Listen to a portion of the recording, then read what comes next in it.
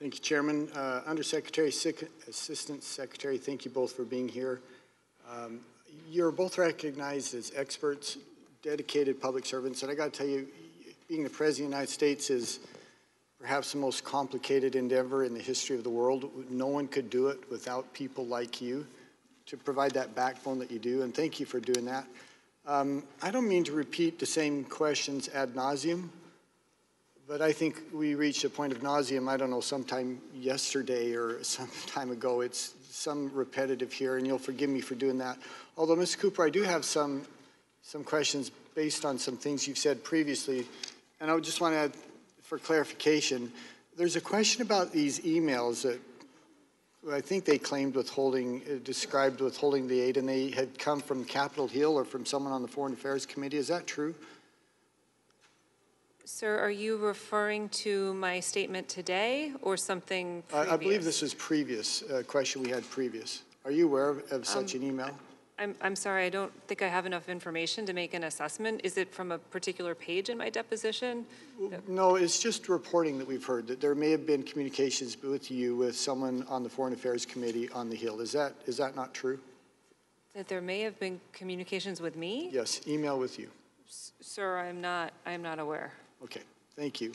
And for clarification as well, someone may have asked you or queried you from the Ukrainian embassy about the withholding of aid. Is that true? Did you hear from them? Sir, I testified earlier that the communication from the Ukrainian embassy was to my staff, and my staff mentioned this to me after my deposition. The only specific communication that I recollect with the Ukrainians about this specific issue was on, I believe it was September 5th, at a reception at the Ukrainian embassy. And just to bore down on that just a little bit, was that just a query generally about the forthcoming aid, or was it specific regarding them being aware that the aid was being withheld? Sir, just to be clear, the September 5th conversation that I had was specific to the hold. There was an awareness of that, and there was a question of concern. Okay, thank you.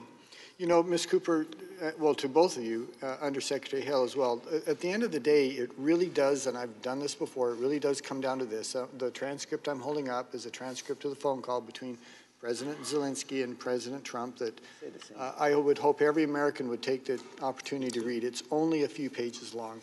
And much more information beyond that is maybe helpful to inform, but it really comes down to those conversations, those few sentences. But Mr. Hale, going quickly through a series of questions, and I have your answers here, so this won't take long, and you've answered them generally anyway. You agree the United States should evaluate whether a country is worthy of our aid. Is that fair to say?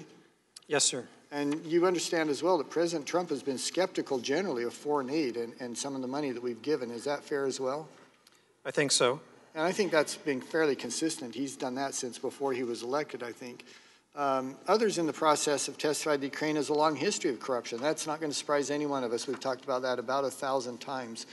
Do you think it was right that President Trump would test, is a word I think used previously, that he would test President Zelensky prior to providing some of the security assistance? President Zelensky was new. Yes. I had met him in February. I was impressed by him. But I think it was understandable for the administration, as a new president in Ukraine was coming to office, to understand better what that president's policies would be and attitude toward the United States. And see, Undersecretary, I think that's key because we've had it referred to while the DOD had completed their review about the same time.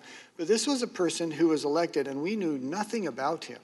He didn't have a history of governance in Ukraine. He came really a little bit like President Trump himself. He did not come from a public background that we would have much information on him. And it seems prudent, as you said, to kind of test him and to see if he was serious about Ukraine.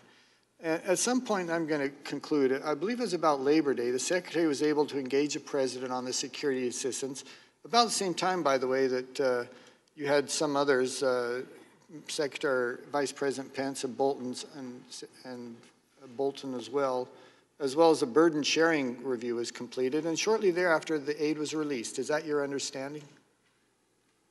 I was never informed as to why the assistance was released. I did read about it. Okay, well, those events did happen, and it seemed like they were the reason the aid was released, but thank you both, and I yield back.